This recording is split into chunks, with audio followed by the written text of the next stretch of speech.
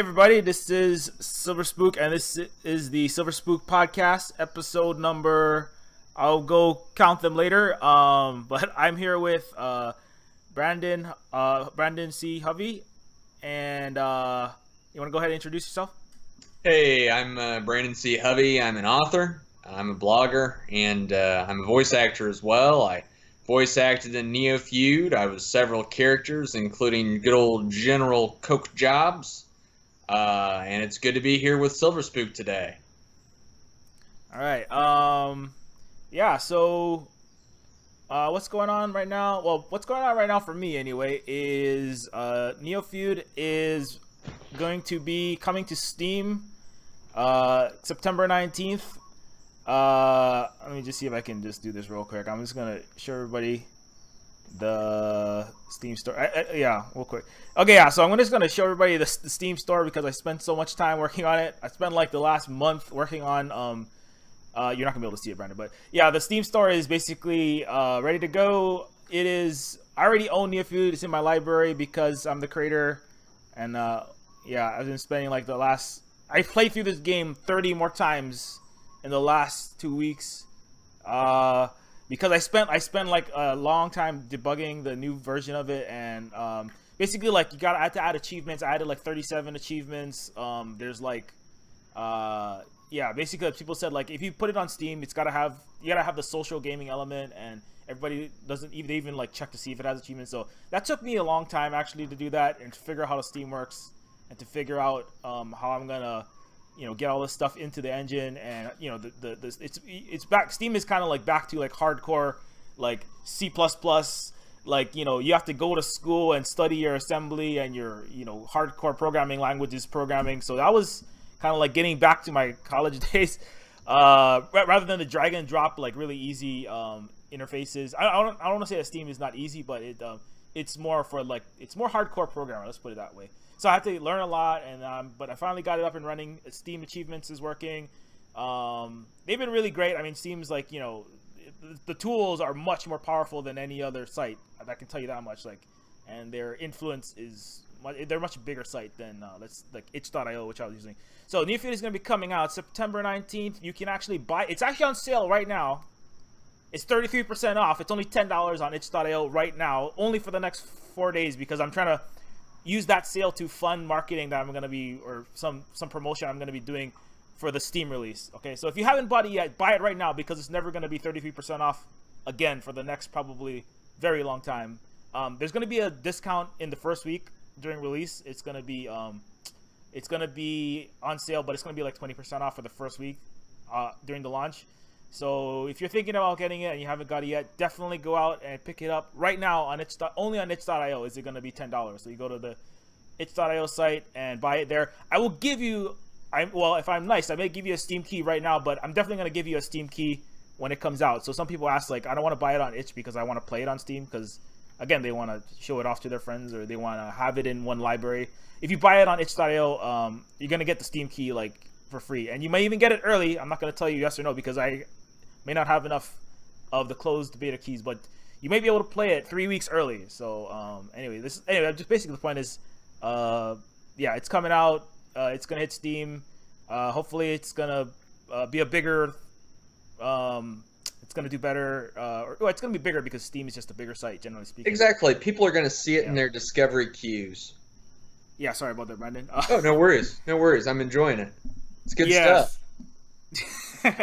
Yeah, so that's what's up. Steam's been it's been a learning curve. I've actually been getting some help because like to be honest, I mean I'm not gonna say that I'm like the the genius of programming, or I'm not like the Picasso of art, and the I'm not John Carpenter of music. Everybody loves John Carpenter nowadays for some reason. But I'm definitely not very good at the business and marketing stuff. Like, I'm definitely not very good at that part of it. So, that's like what I've done is I've gone out, I've contacted a bunch of really, really nice people in the indie game and the game scene. One guy's actually donated a lot of money to help me if you get off the ground. His name is Frank shoot, what is his name? His name is Frank Meijer. He works for Utomic, which is I believe it's a European. I think it's Dutch. I don't forget where they're based, but they're like they're like the Netflix of games, in the sense that it's like streaming games. So you buy the game, and it streams to your computer, so you can play it before you've actually completely downloaded it. It's kind of like another distributor like Steam or GOG, but they're not quite as big as that, but they're trying to get bigger. But anyway, so this guy, so Frank, he offered to he offered to help fund the Silver Spoon Games, and then he also has been giving me lots of guidance because he's actually like a really smart marketing, and he's the PR and outreach guy for this company, and he's been like helping me, like giving me suggestions, like, you know, when you release it, make sure that you email. And he had like, there's like all these like over 1,000 sites, game sites, indie game sites, PR sites, news, individuals to contact, you know, streamers. And he's like, you want to get all the release, and you want to do this a month ahead of time. You want to like contact all these people, and you want to get the reviews, and you want to get all the press and coverage, all like right on release day or right at the same time, simultaneously from all. Then I was like, oh man, like, you know, it's like, yeah, because if you do it the right way, then like the visibility, like it's exponential, right? It's kind of like, it's like a nodal event, right? Because the more people that view something, the more it rises to the top on any given day. And I didn't even think of it that way. So when I released Neofood, I was like, I put it out on itch, and then I said, anybody want to review it afterwards? So I was like, going back and thinking about it, I was like, I did this whole thing like all wrong because I'm just not a marketing guy expert. But you know, like in my head, like you have that what do you call a little bit too much inflating of your ego in your head, because like, oh, I'm so great at it's the fallacy of, you know, the polymath fallacy, where I'm so good at this and that, I must be good at that, right? But no, just because you can program and you can do art, that doesn't mean that you can do everything. So I was like, I had to kind of like just like eat eat my own pride and just be like, all right, buddies, like help me out with this. And so this guy Frank was really awesome. Another guy named Mark J. Lovegrove, who's he has his own company, game company, and he's like he's fully self-funded and self-sustainable. So he's like giving me suggestions about how to do Steam achievements, and help me with like suggestions like how to get AG Adventure Game Studio to work in Steam better. And yeah, so any of these guys have been like really helpful. And I'm like, oh yeah, I totally screwed up a lot of things when I first released the game. And so I'm gonna try to do this. I'm trying to do the Steam release. Basically, the point is I'm trying to do Steam release a lot better, and get the visibility in the business and the marketing side of it. You know, nailed down. As you can never do it 100% perfect, but definitely like try to do it as right as I can do it. And yeah. Anyways, yeah, it's a huge topic. Yeah.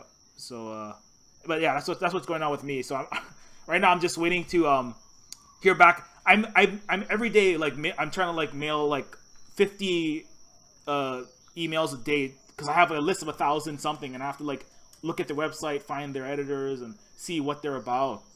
Some of them are AAA game sites. Neofood is not AAA, so I have to go through their site and see, is their content and their demographic and their audience gonna be somebody who is going to be potentially a Neofood purchaser? Because a lot, you know, if everything on the front page is like, you know, virtual reality, Assassin's Creed, Xbox only, I'm just gonna skip that one, because they're probably gonna say, well, we're gonna pass. So, but that takes so much time. It takes me like that's like a week's worth of work, is just filtering through those sites and then sending out tailored emails, and that's what I'm doing right now. Those sites, they want you to pay to get your stuff seen, and that's when you really get into hot water. You know, you don't want to pay them to promote. You just want to get your message out.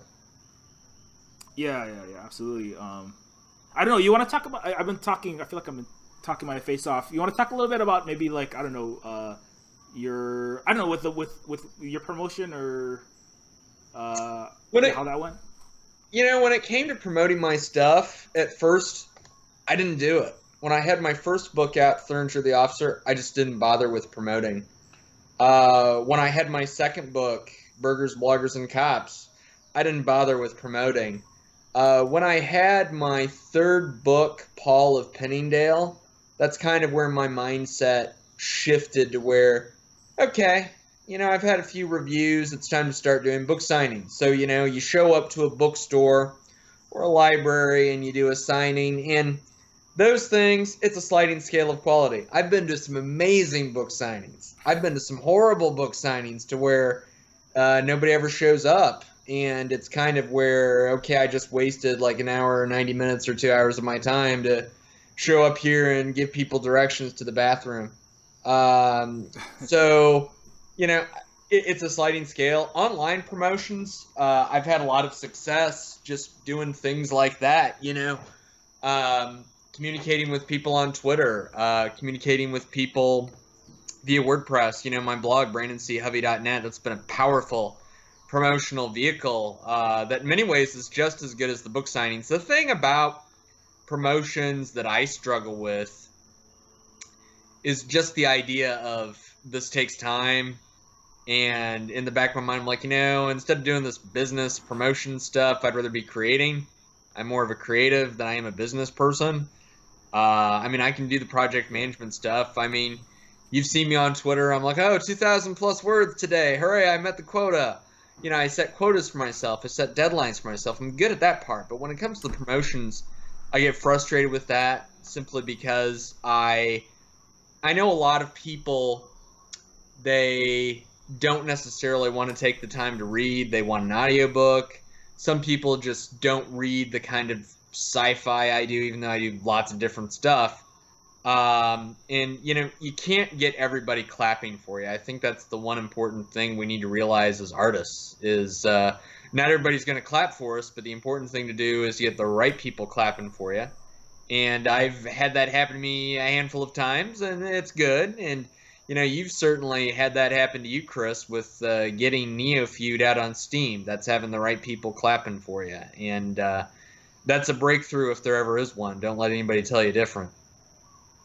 Oh, thanks. Yeah, and yeah, you definitely know what you mean by that. Yeah, you're never gonna please everybody. That's for sure. Yeah, this game is like that's part of. For me, that's been a big thing is just trying to find out how to find the niche.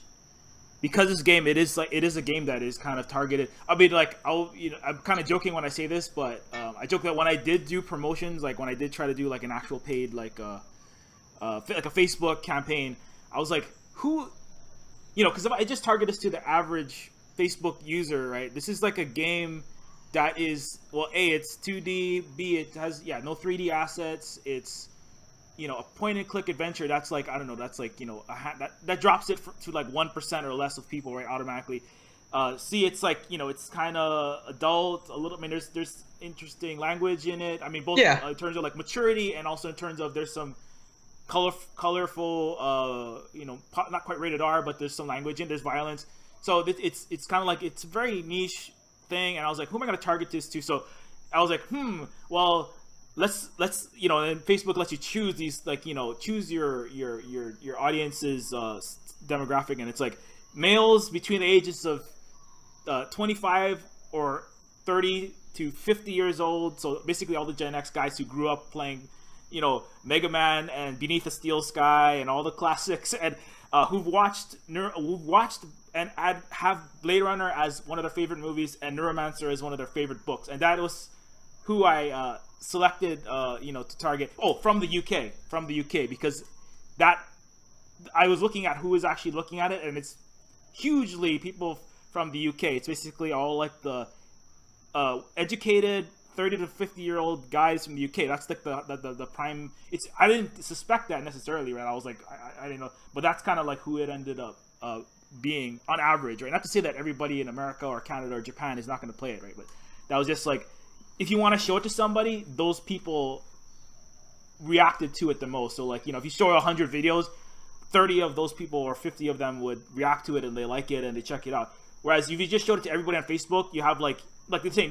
It's the internet version of like everybody just coming to ask you to go, where's the bathroom? Is, if you show it to everybody on Facebook, like 99.9% of people are going to say, what the heck is that? Like, why doesn't it have like, photorealistic, you can see the sweat dripping off of the guys and they're running around, shooting. Why isn't that in it? I'm just saying, like, why isn't it like a traditional first person shooter or a traditional high definition MMORPG or a tradition, not traditional, but like a mainstream 3D something game. that Ubisoft or Square Enix would come out with, right? You know, something like the Deus Ex, Human Revolution, Mankind Divided. They want this mainstream stuff, which, you know, I will admit, I enjoy it, but I also enjoy indie games. And it's funny that we talk about, you know, Europe and the UK. Some of my best readers are from across the pond in the UK and in Europe. Yeah, I don't know what it is about North America, but it just seems as if, you know, they're not interested in the little guy. Who knows? Yeah, it's hard to say. Yeah, sometimes I think it's the you know, it's the I always, another joke I always make is that America is they have the best they invest the most money in their media. I would say that in their marketing, right? And so like a lot of the AAA games, like, you know, like, I mean, well, yeah, people will play it. Kind of the same reason why people will see big blockbuster movies, because, you know, their marketing is everywhere. Like, you can't turn on your computer without seeing an ad for the next Wonder Woman, or what is it now? I don't know the next thing that's coming out, but, you know, the next comic book movie. Yeah, it's gonna be 7 times in your Twitter feed, and it's gonna be in your. You turn that off, it's in your Facebook. It's in your. You go to a website, it's gonna be in the sidebar. If you go to Google anything, it's gonna show up, and they're gonna shove it in your face until, you know, it's like a thousand. You know, the Orwellian thing of like 1,000 lies makes a truth, right? If you shout something at you that this movie is good 1,000 times, it's good, right? And then you go see it, and all your friends are seeing it, so you have the network lock-in effect where you can't have conversations with your friends. So it's socially alienating not to watch AAA things and play AAA things, right? You know, if you don't do that stuff, people accuse you of being a hipster. And Exactly. I don't need that in my life. That's a complication I don't need. It's already too complex. Exactly. So, you know, it's like, yeah, definitely. So, yeah, I don't know. Yeah, so let me think what else is going on. Steam, the release. Yeah, I mean, like, I'm still hopeful. I mean, like, I know I always said, like, I was gonna try Neofood, you know, I was gonna try the game thing as a business thing, because I've been making games for a long time, but this is like a business endeavor, and you know, it's still, you know, I'm still hopeful for that when it does hit Steam, that there's gonna be the second wave, and it makes a lot more sense to me now. So I mean, for anybody who is an indie developer, don't do what I did. I mean, I knew I was gonna make mistakes along the way, because that's just the nature of doing things, but you got to just do it, right? And so, but if you're ever an indie developer, definitely try to. Here's the biggest mistake I made is thinking that this is the line that happens about 6 times in Neofood. It must be some kind of like subconscious or some kind of poetic justice. You know, I let hubris get the best of me. I'm sure you remember that line. Yeah, right? yeah. That's what happened to the creator of Neofood, right? And the creator of all the robots. Sentient machines in Neofood. He had this horrible his Greek tragedy mistake was that he had too much hubris, and he thought that he could control the world, and I thought I could control everything in Neofood, but the truth is that I needed to get help, and if I had just asked for help earlier and not try to like do absolutely everything myself, I probably would have been better off. So don't be afraid, young indie developer, to ask more veteran developers for tips and help and advice, because a lot of them are actually really nice people. Yeah, I was like, I'm gonna be imposing. You feel like, you know, I'm kind of an introvert, and I'm kind of like, I have this like, I don't want to bug people, you know. I'm like, I don't want to like, I feel like I'm imposing by coming up and being, hey, help me with this, hey, help me with that, you know. And it's kind of like a male pride thing sometimes, like, you know, I can do it all myself. Darn it, right? I don't want to ask for help. My dad is. I'm guilty of that 100%, man. Yeah, but it's like, you know, if you don't, like, you know, it's like. Like, you meet all these really cool people who actually want to help you out. Like this one guy, as I said, one guy contributed. He's like financially contributed, and much bigger than that, he contributed like huge amounts in terms of like all this knowledge. Like I could have spent thousands of dollars hiring a marketing firm or a PR or somebody, you know, to like help me with that stuff, and he just like did it because he really liked Neofood. He's like, I love this game.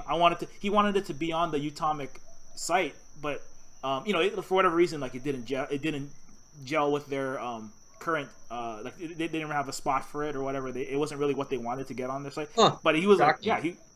he was really pushing for it. So I was like, if I had just kept on going like, oh no, I don't want your help, or I shouldn't talk to him because, you know, he's probably busy. He's got a big job at a game company. I don't want to bug him. Then that would have been like I could have missed all of that opportunity. So, yeah, I don't know. That's my lesson for the month. I think is like definitely don't do that. Don't talk to people. Yeah, I mean, I think a part of it is the male pride. You know, men like ourselves, you know, we're very proud creatures. We like to be in the know that we're proficient. We like to pretend we're good at everything. And I think if you grew up with baby boomer parents, you know, that definitely was reinforced. You know, my dad, you know, he always seemed to be, you know, put together and in control, and I strive to go after that image, which, you know, we don't want to turn this into a psych podcast. We're here to talk about fun stuff, not psychology. But, you know, as I get older, the more and more I realize, oh, crap, I'm really not as good as this as I thought. I do need to ask for help. And I end up learning more by asking questions and listening, you know, just listening to what's going on around me. I was at a seminar for writers 2 years ago. And in this seminar, one powerful thing that struck me, and I wasn't doing because I just didn't think it was important at the time, have a blog. You know, have a blog. And by golly, having a blog has improved my writing so much because I don't necessarily post every day, but I have a smaller little project to work on to post, 3 or 4 times a week. You know, I don't post every day because novels, I consider those to be higher priority than a blog post. But that has improved my visibility on the net, and it's allowed me to optimize search engines to where when you put in my name, Brandon C. Hovey, my blog is like hit number 3. So I will say it's been powerful. It's changed the way I write, and it's improved my writing. Yeah, for sure, man. That's like a huge thing. That's one thing that I see a lot of people. On that note, like, you know, I see a lot of people who are like, you know, I've got this great idea for this, or I've got this great idea for that, or I've got this great name for something, and then the first thing another thing I didn't think about until like after the release of Neofood, I just lucked out that I chose the title of the game to be Neofood because I like that. I chose it because of the artistic reasons, and it was the perfect like focal point. It was like the perfect the center vertex of the tapestry that is Neofood. It just popped like for me. But if I had chosen any other name, like if I had chose like, you know, Dynasty or like Cyber Thrones or anything else, almost literally anything else, like anything like I don't know, machine sentience, any word that exists in reality, and I had other things I might have chosen, it would have dropped to the bottom of the search list.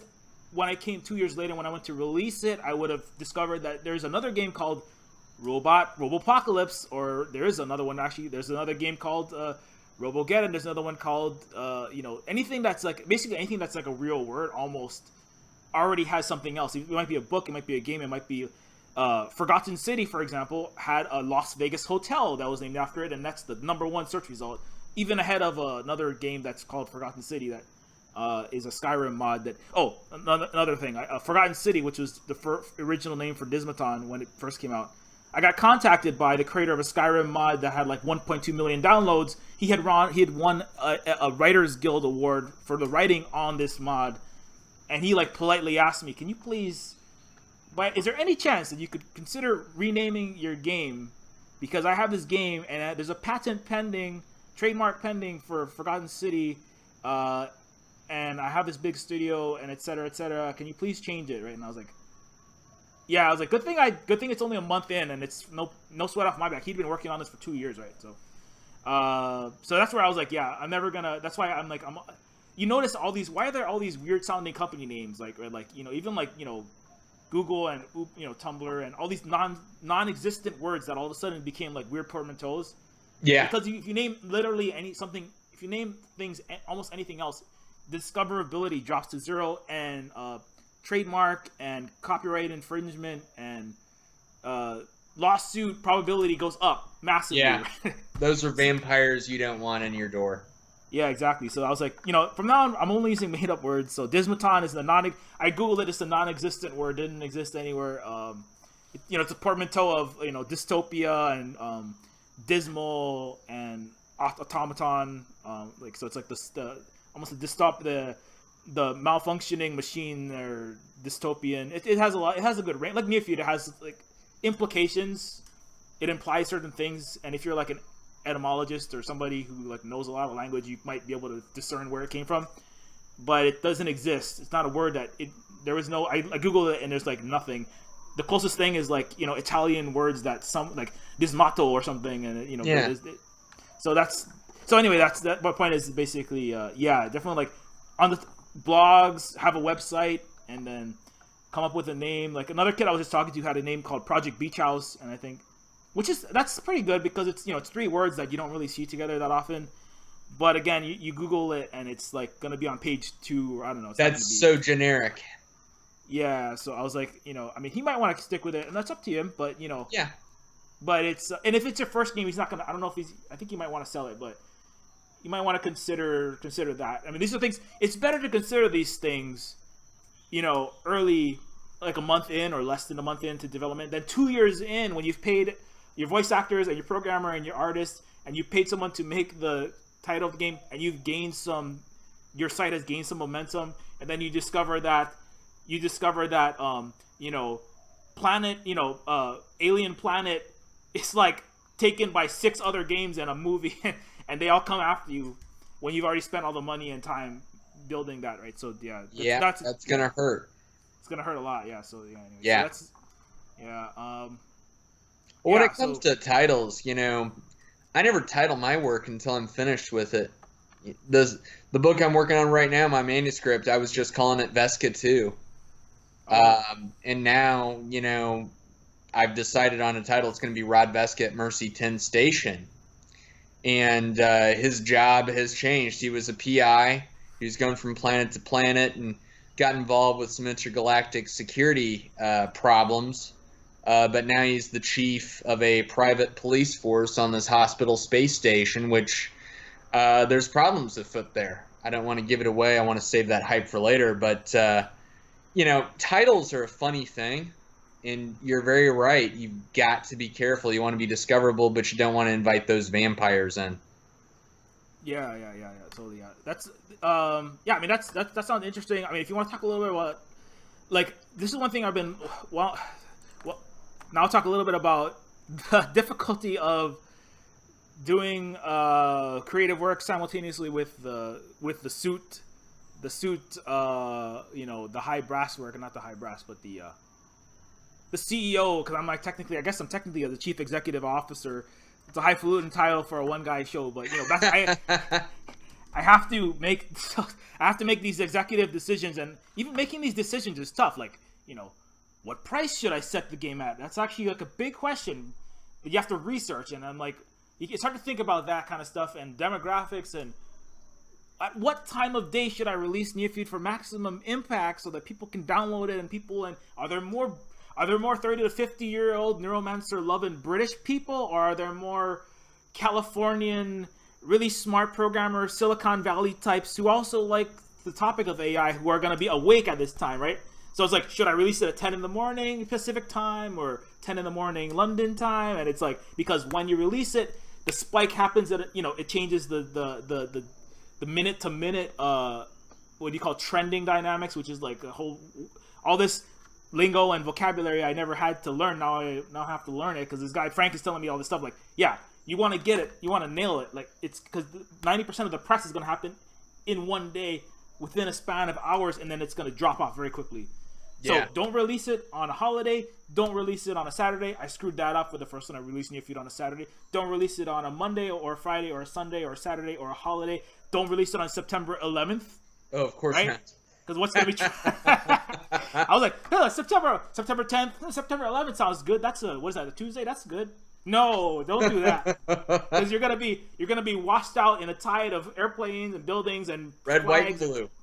Red, white, and blue. You're gonna be in the end of the back of the line, buddy. You're gonna hear a lot of George W. Bush sound bites that day. yeah, exactly. So Yeah. you don't want to be an associate with that necessarily. And yeah, so anyway, so it's like, yeah.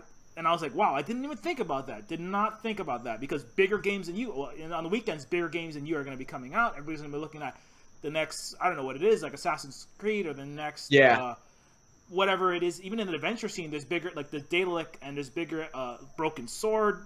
There's bigger games than you that are even in that scene that are going to be coming out on the weekend. So if you're a small, relatively unknown indie, don't do that. Do it in the middle of the week when nobody's doing anything. In the middle of the year, I mean, holidays, when you think about holidays, what happens, so many games and movies get released.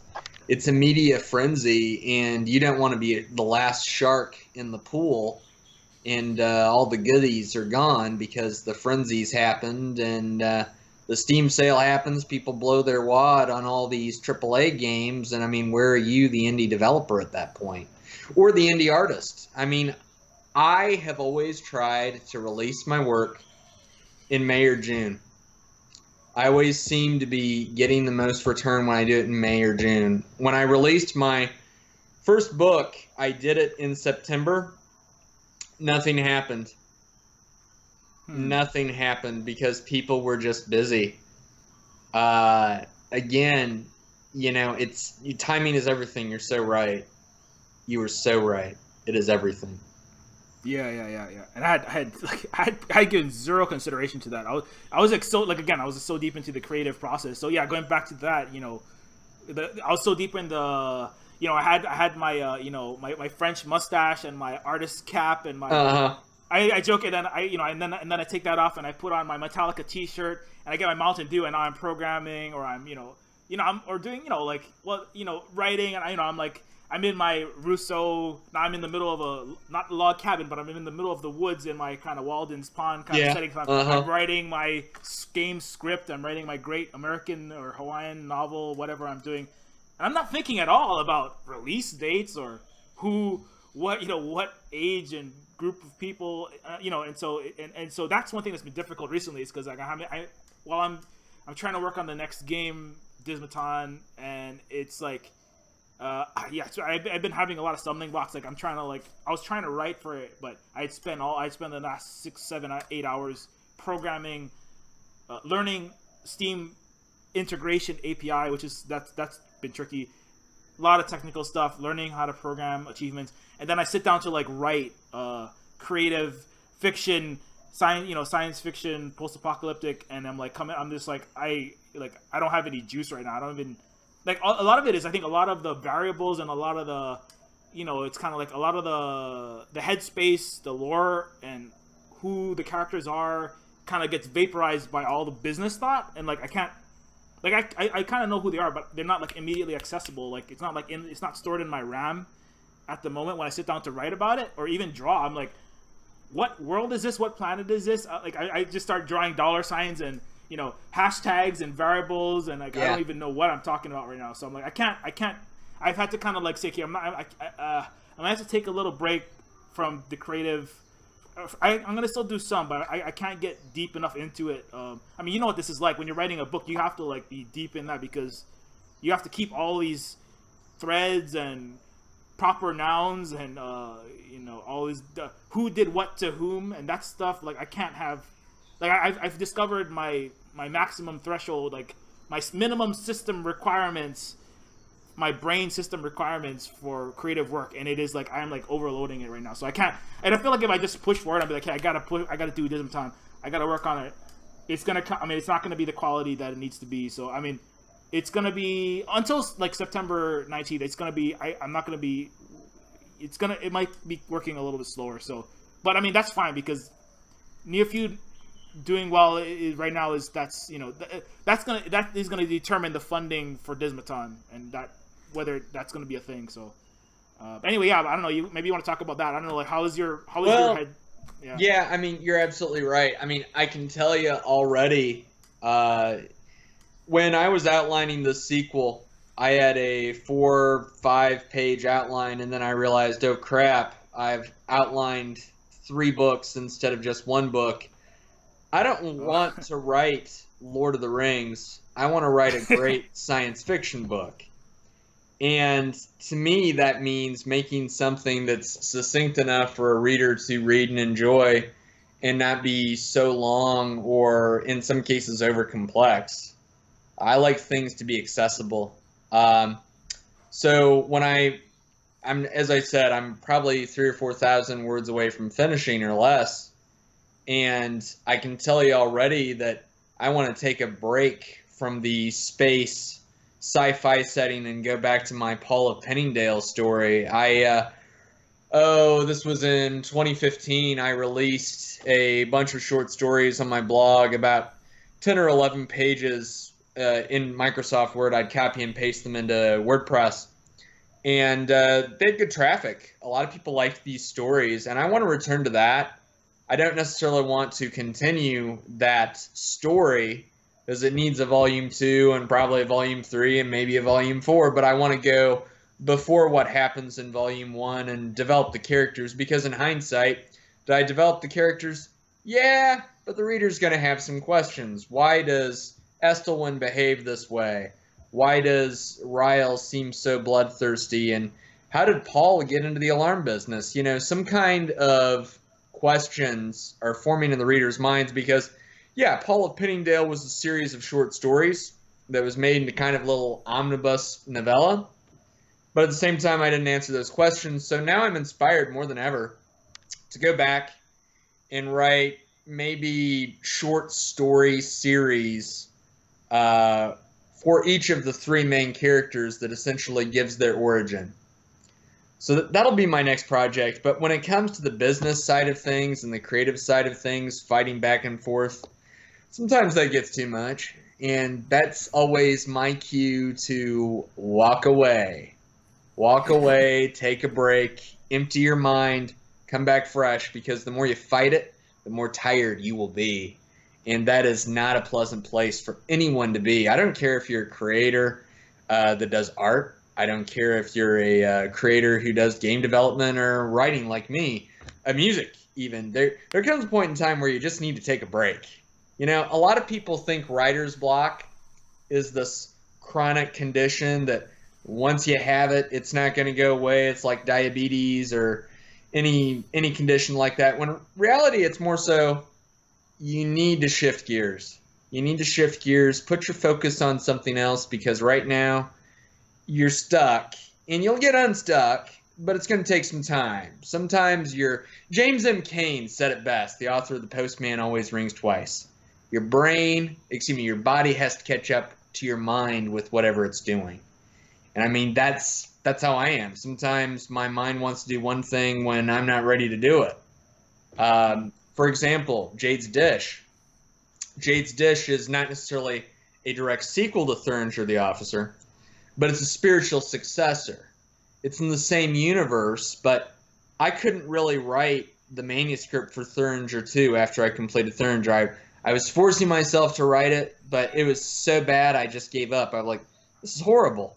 I can't believe I'm writing this shit. It was that bad.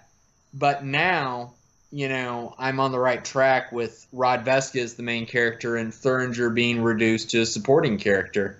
I wish I would have done it sooner, but it is what it is. And I'm glad I'm where I'm at right now, because I feel like, hey, I've revitalized that universe. I've revitalized that series by more or less making a new series. So I didn't necessarily get my way, but at the same time, I created a product. So that's where I stand on that. Yeah. That's probably a good point. I probably have to take a break at some point from what I'm doing with that. Yeah, I don't know. It's that's what my decision is going to be. Basically, yeah, I'm gonna have to the back burner project is gonna be the Dismaton for right now because yeah. It's like, yeah, prioritizing and, you know, breaking it down into, you know, what's the most important thing. Right now, it's that Neofood as well. I'm still going to work on it because I'm going to need to take a little break from all the left. Is it left brain or is it right brain? I don't know. Good question. Right brain is the creative side because it controls your left hand. No, the left brain is the analytical, business-minded. Left brain is the side of your brain that wears the pants. Let's put it that way. Yeah, the executive right brain is the one who gets to, you know, hang out in the artist room, and chill in the cafes. Yeah. But anyways, yeah. So yeah, it's like but yeah, we talked a lot of shop. Maybe I mean I know you had asked a little bit about like how's it going with the homesteading stuff. I mean that's if you want to, I can tell you a little bit about that if you want to. Yeah. Because I know we haven't been updating the. I have my wife, Mrs. Silver Spook, also known as her name's Holly, but she runs our Minobot homestead blog that talks about our venture in moving from the big city, full of skyscrapers, the neo-feudal tropical paradise of Honolulu, Hawaii, to the Big Island, Hawaii, which is basically the polar opposite. And so what's going on is, I'm from the big city. That's the place with Waikiki and all of that. It's like the Disneyland version of Hawaii. And I'm on the island that is kind of the Wild West version of Hawaii, where it's total opposite. Very little, how can I say this? There's just a lot less structure, a lot less bureaucracy, a lot less on this side of the island. There's a lot less money on this side to be made, and so it's much more, it's much more like, it is kind of like the Wild West. It's not people running around shooting guns and cowboys and saloons. Yeah, it's not like that. I mean, there are people who have guns, yes, but I mean, it's like the violent, responsible gun owners. Yeah, responsible gunner. The violent crime rate is less than on Oahu. Let's put it that way, right? Oh, so, cool. I mean, yeah, because I think the property crime rate's a little bit higher, because yes, it is. It's more like the Wild West in the sense that there is less. The law enforcement presence is much lower. I don't want to say exactly, but let's just say like you can count the number of cops on this side of the island on like one or two hands. I think is what it is. So a lot less. I mean, it has its benefits and its drawbacks, right? So, for example, if something happens, like on Oahu, the first instinct of people, right, is like, you're on my property, I'm calling the police. Your tree is growing and it's gonna be on the street, or it's gonna be encroaching on my $2 million house soon. I'm gonna call the government. Your building is you're not building according to code. I'm gonna call the people to come and tear down your structures. I'm going to sue you. The immediate instinct is call the authorities, get them involved, and get them to... I was reading this thing about libertarianism, and this one guy had this good point, which is that, just because you live in a place, just because you don't commit violence doesn't mean that there is no violence that happens on your behalf, right? So a lot of the violence that would happen wasn't necessarily like the people would go next door and like get into fights, right? But if you didn't like something that someone else was doing, even if it was a reasonable thing, like, like my dad liked to build like small structures and houses, but a lot of times like people would call the authorities or the code inspectors and blah blah blah. And the thing is, I mean, with a lot of these things, right, a lot of these inspectors, they come by, but they wouldn't necessarily be doing things absolutely with complete neutrality, right? So they might, if you're doing something that they didn't like and you didn't have the money to necessarily grease the palms, or you didn't know the people who hired the code inspectors, your things might have difficulty staying up, right? On the Big Island, there is nobody. They don't have enough people to enforce the law. So you have a lot of different ways of life. There's people have chickens, and there's like dogs on the street. There's like not dogs on the street ever, but there's a lot of dogs who are not on leashes. That would never happen on Oahu. There's people who drive and they don't necessarily have. Not everybody has a license, so that means that not all the drivers are perfect drivers. But you don't have to most people don't necessarily have to. How do you say this? Well, there's less. I don't know where I was going with that part. I'm gonna have to delete that from the file. But the point is that basically there's less enforcement, and if somebody does come and steal something from you, it's gonna be hard to get it back because the cop's not gonna come down and drive down and go find the person who stole it. So you have to take your security a little bit more into your own hands. You have to take your life into your own hands a little bit more. Kind of goes back to our earlier conversation. You've got your dogs, you've got your fence, some kind of perimeter defense, and you also have your own weapon systems that you can deploy if shit hits the fan. It sounds like you're very much in a libertarian state of mind. You don't have bureaucracy. You don't necessarily have a you don't have sanctions against anyone who wants to break the social contract that are immediate and enforceable. Am I correct? Yeah, exactly, yeah. It's one thing interesting. One interesting thing is that the way that people react to it. Yeah, I think probably nobody from the Big Island is gonna watch it, so I'll talk a little bit about this. But basically, yeah, no, actually, yeah, there's like, I mean, like, there's very. I would like to start a game. Some people said start your own little game, not like the equivalent of a book signing, like a public physical event around gaming. But it's been difficult. I'm thinking about it, but it's difficult because there's not a lot of people that are doing that. But anyway, so I'm not worried when I say that. There are some people.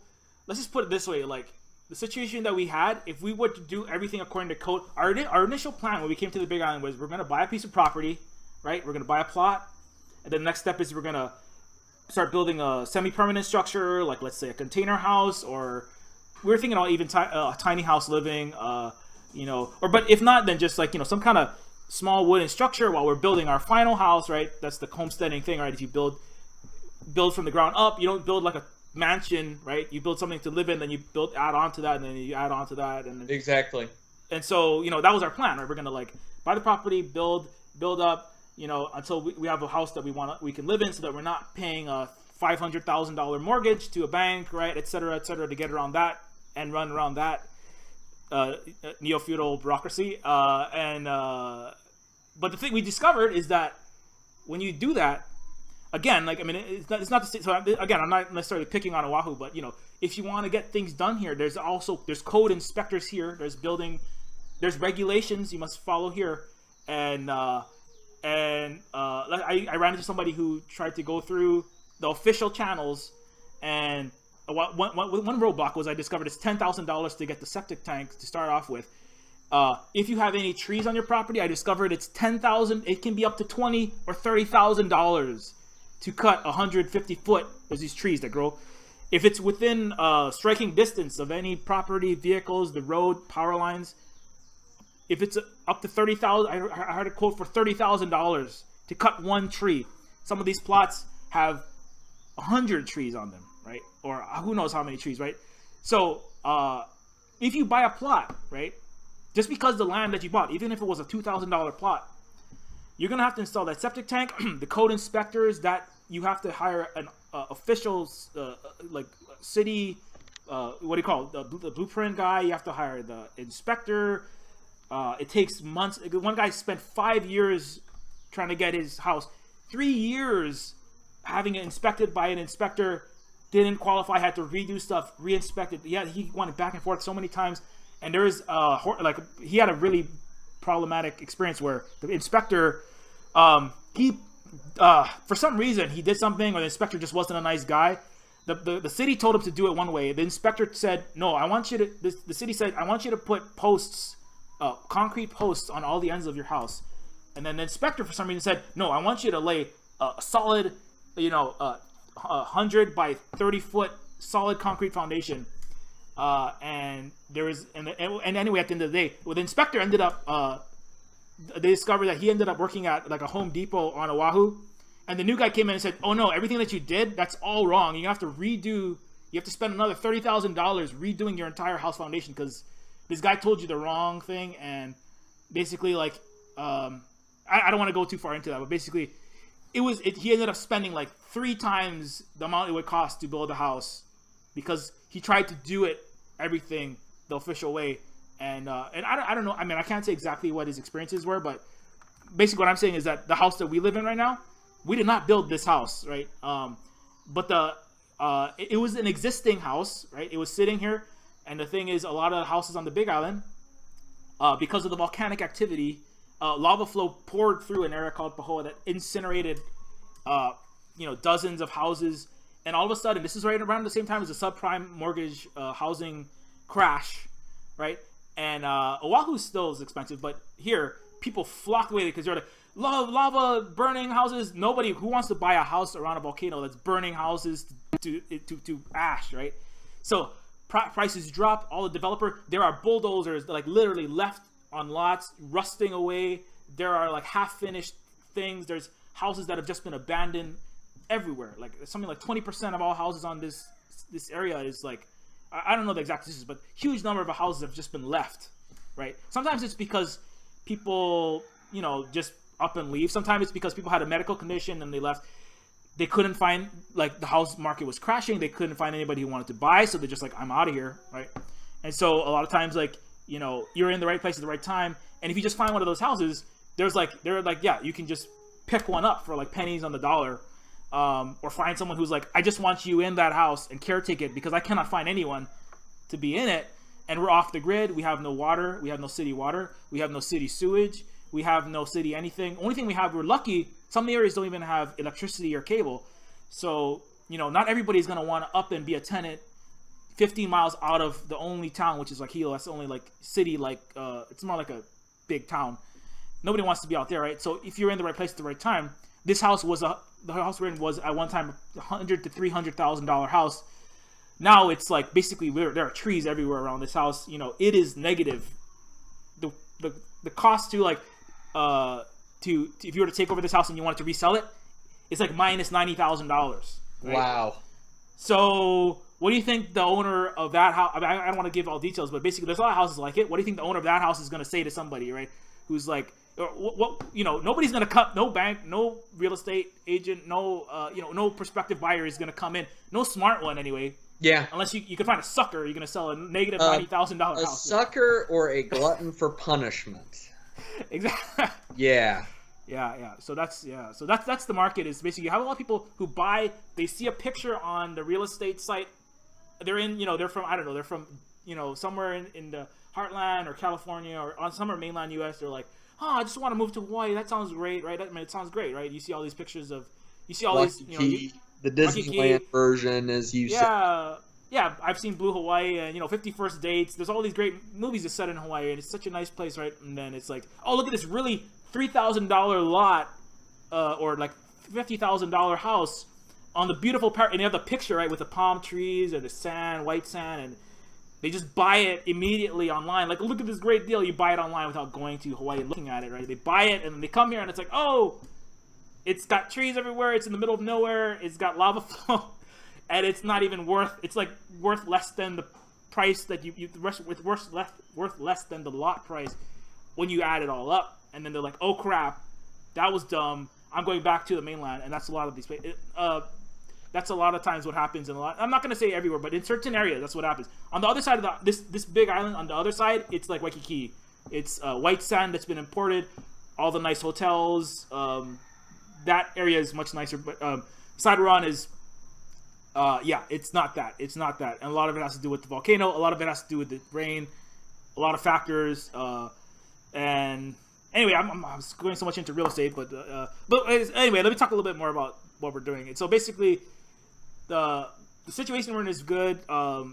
Kids are happy, much happier than we were in Oahu. We were in a little sardine box. I've talked about this. You know, we were in like living in basically like a 10 by 10 space. We have 2 kids, and me and my wife and my 2 kids were living in a 10 by 10 space, so that sucks. Now we have like, I don't know, we have like, my house now is bigger than my parents' house. We pay less than them, for it, and we have all the space. We have no neighbors. We had a lot of irritating neighbors and, relatives who would be pestering us, like, didn't want I had relatives who were like, one particular, she was like, no, you can't let your kids run outside because they'll get mosquito bites, they'll get sick, they'll fall down, it's raining. Basically, like, very hovery, older, helicopter relative. parent without being a parent. Exactly, and you know, she wanted to like tell us how to parent our kids, and my wife really didn't like gel with that. And the way my parents kept their house was very different from the way we kept our house. Now we have like, you know, we have a full acre of space to do whatever we want. Nobody comes around. Like I honestly have not seen a single neighbor that I didn't want to see. Nobody has come up to us in the last 6 months. We have a gate, we have precautions, but I am not worried at all, to be honest. Like, you know, I mean, there are areas where you might want to think about that more, because it's, you know, if you're in an area where there's a lot of, you know, if there's drug use in a certain area, there's going to be people who are going to be looking to get stuff to support their habit, and, you know, we're lucky that we're not in that area. And it's yeah, I mean, that's kind of, you know, my wife and I, we live in a town where it has a small town vibe, even though it's not so much a small town anymore. It's got about 17,000 people. In this town, feel pretty safe. This county, feel pretty safe. Now, the next county over, if you're going to go there, and if you're just going to be there for a day, and you might be in some sketchy areas, you know, concealed carry permit, you've got an option to carry to protect yourself, because there's some people who will kill you to support their habit in certain areas.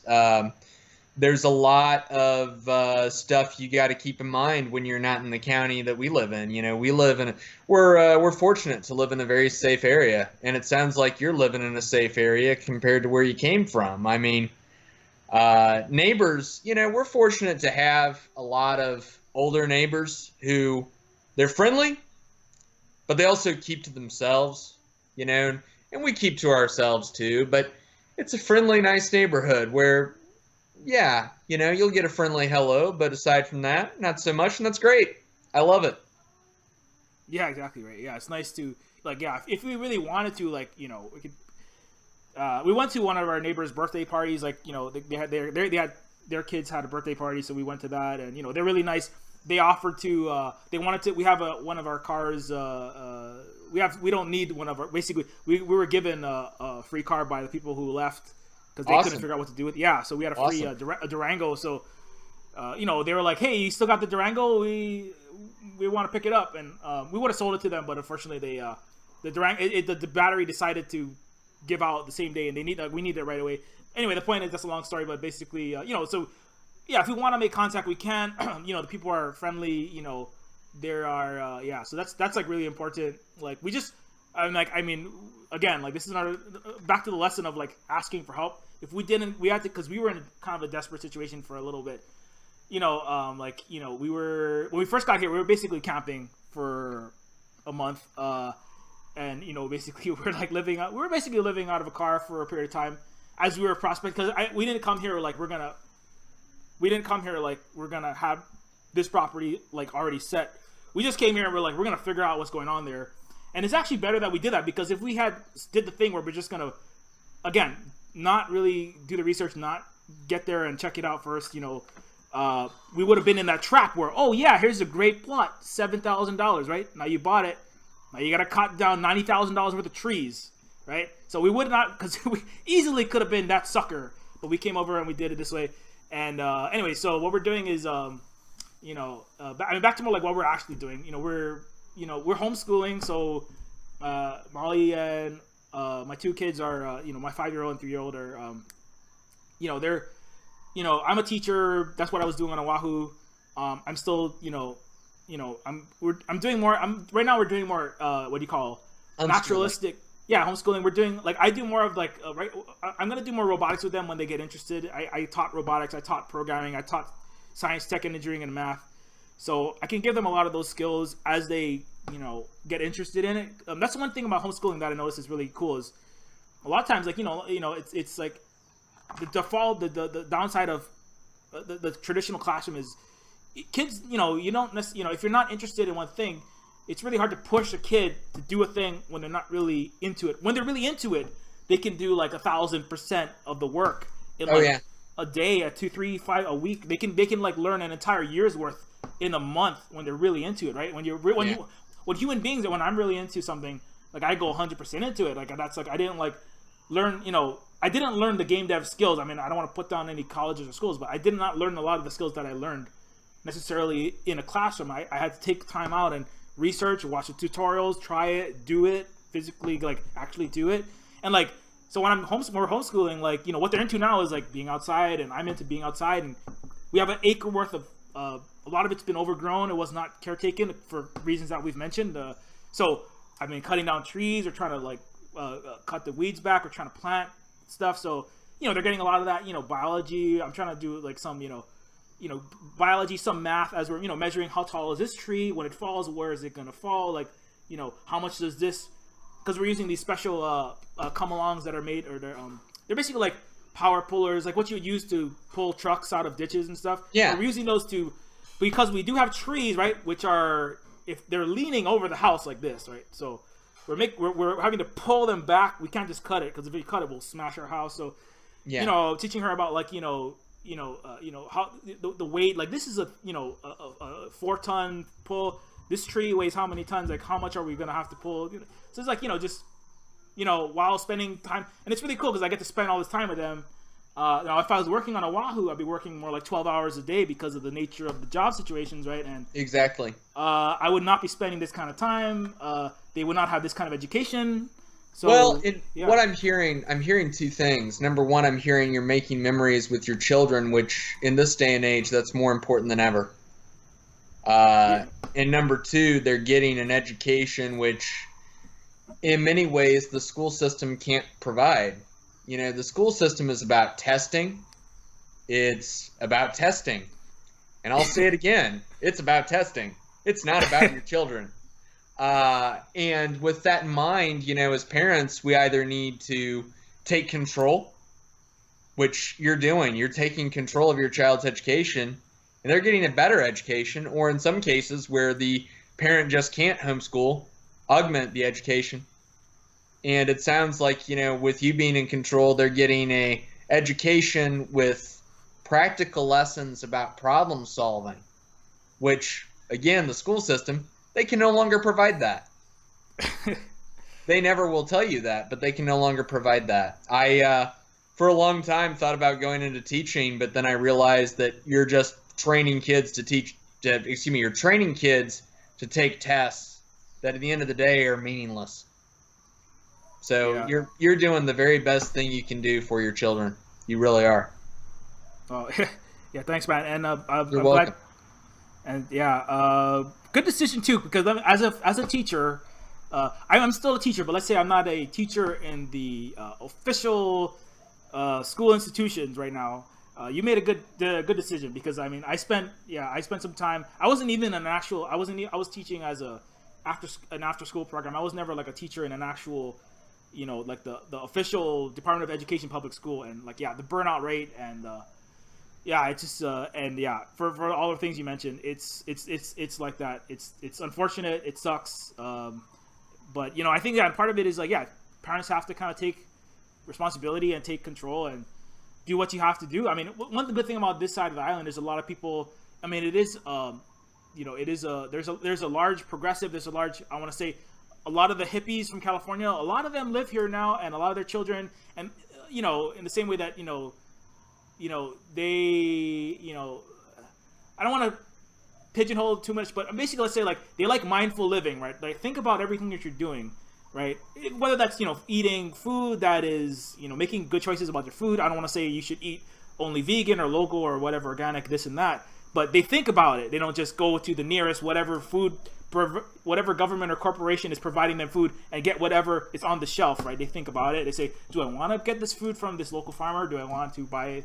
If I have education, do I want to just go to the government provided or whatever institution is providing me education? Do I want to just send them there, or should I think about other opportunities, other ways that they could get education? There's a lot more, like the homeschooling thing here is actually much bigger than on Oahu. Even though the population is smaller, the group is much bigger.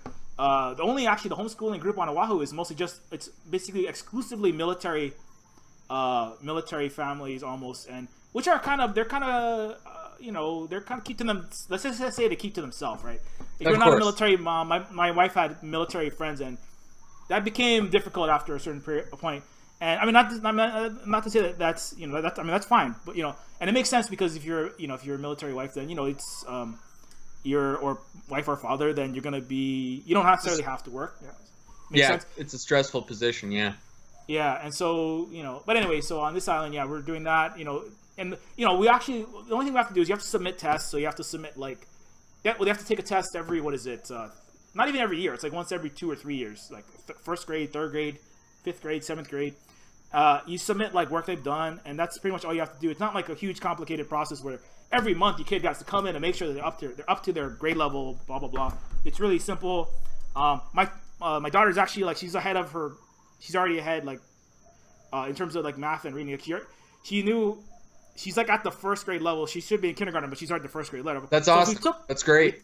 If we took her to a school, right, then it would be she'd be getting bored because they're teaching her stuff she already knows, and then you're getting in trouble. Yep. And then it's like, and then you hate school, so you hate the stuff you should be wanting to learn. Yep. But so it's like, oh, it makes perfect sense, like how you could have a lot of kids having trouble, dropping out, school being a struggle, and then because of that, right? And again, it's that thing of like kids want to learn things, but they don't necessarily want to learn what you want to teach them right at that moment. The same way adults don't want to be told, hey, yeah, somebody came up and said, hey, you 20-something-year-old, I want you to learn math this way right now, and I'm not going to tell you why. You're not going to use it for anything, but I just want you to learn algebra or calculus right now because I said so. Right? Who's gonna of course it's gonna be boring because you don't know why, you don't know how. Well, yeah, and I mean, let's face it. The education system, I'm sure we both can agree, is just messed up beyond recognition. And until there's real reform, it's going to be messed up beyond recognition. And I'll never forget going into algebra class and hating every minute of it and barely passing, and yet still graduating with a bachelor's degree. You don't use it anywhere unless you are in STEM. I mean,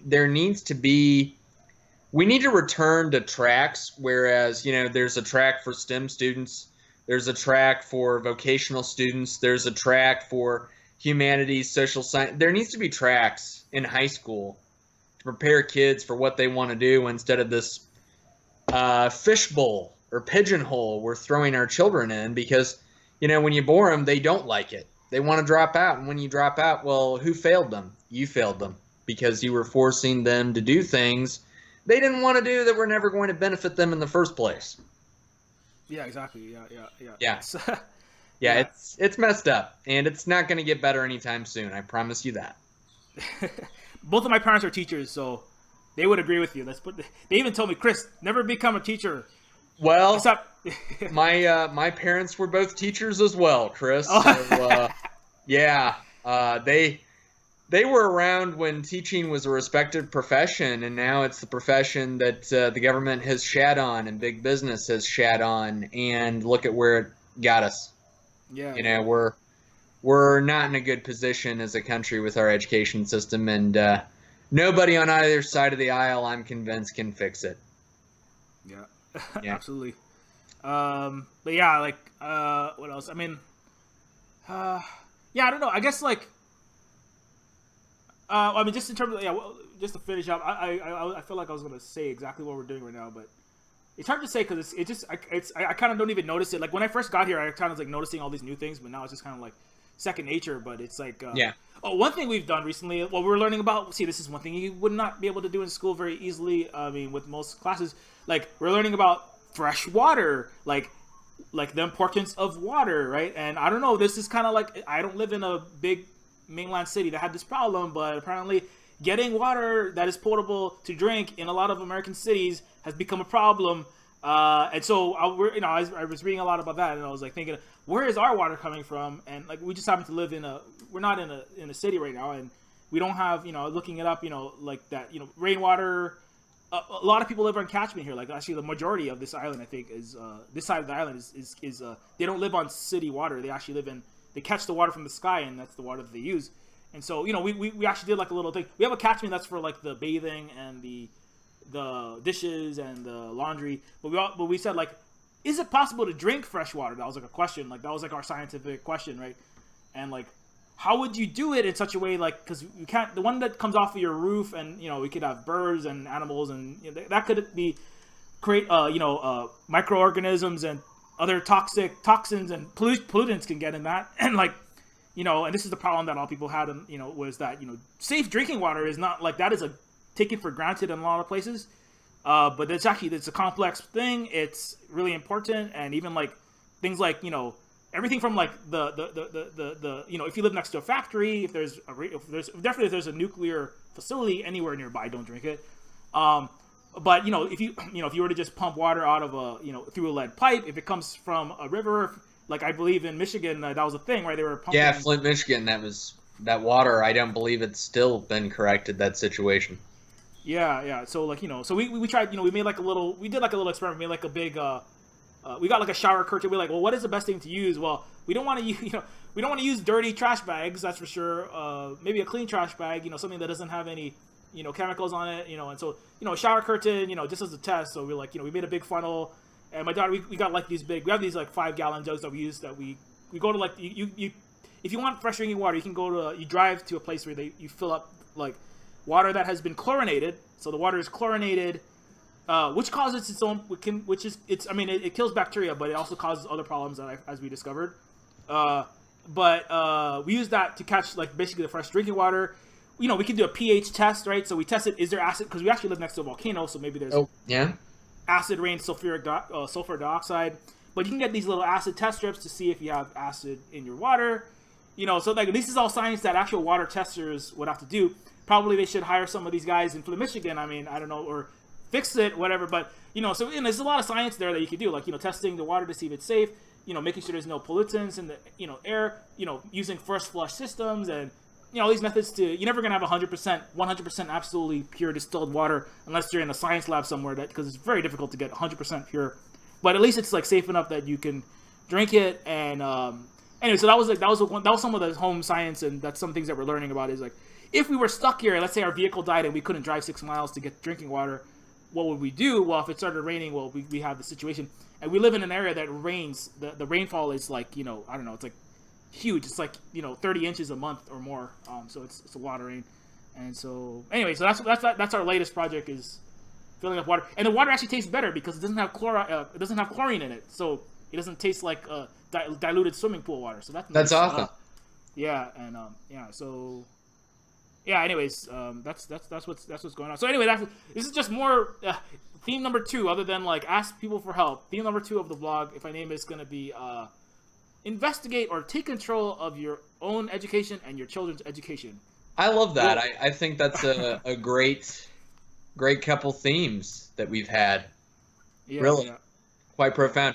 I'm looking at the clock. I need to take off. It has been nothing but pure pleasure, though. I'm Brandon C. Hovey, a.k.a. Brandon Hovey, a.k.a. General Coke Jobs, voice actor, author. Recently published Jade's Dish, a science fiction actioneer, coming out with the sequel very shortly. Thanks for having me on here, Silver Spook. As I said, it's been pure pleasure. Absolutely, yeah. Thanks a lot, Brandon. I am Chris, a.k.a. Silver Spook, and... I'd like to thank Brandon one more time for coming on. Neofood is coming out September 19th to Steam. You can buy it right now for the next 4 days, next 5 days on itch.io. It's only $10. This is the last time it will be $10 for at least the next year or more. So definitely pick it up right now. Definitely check out all of Brandon's stuff.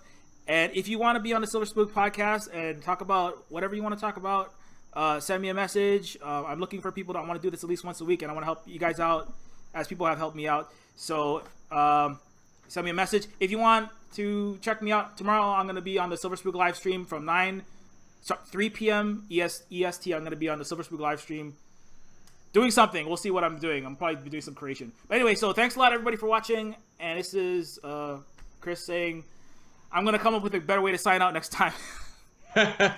I never have a good way to sign out, but